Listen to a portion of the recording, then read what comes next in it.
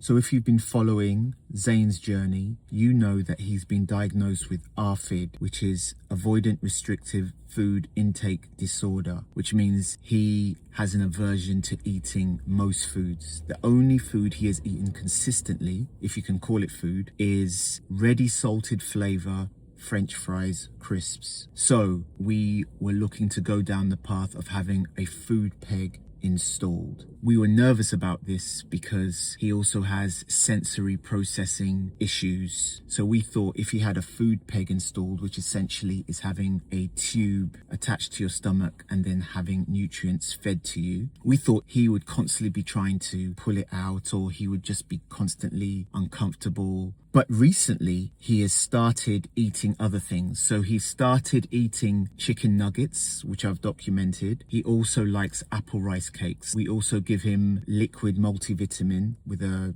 syringe. Recently, I wrote to the dietitians to say, look, he has started eating other foods now. Can we have him tested to see if his nutrients are now at a level where he won't need the food peg? And they wrote back to me, so let me just read what they wrote back. Dear NK, great to hear that there has been some progress with Zane's intake. However, if the blood results were more reassuring, we still wouldn't base the decision to postpone the gastrostomy on that alone. We also need to take into consideration his growth, prolonged limited diet, his tendency to food jag, which is take one food consistently and then drop abruptly. My thoughts at this stage would be to proceed with the gastrostomy, but continue to encourage Zane to explore these new oral options with the reassurance that the gastrostomy can support his nutritional requirements.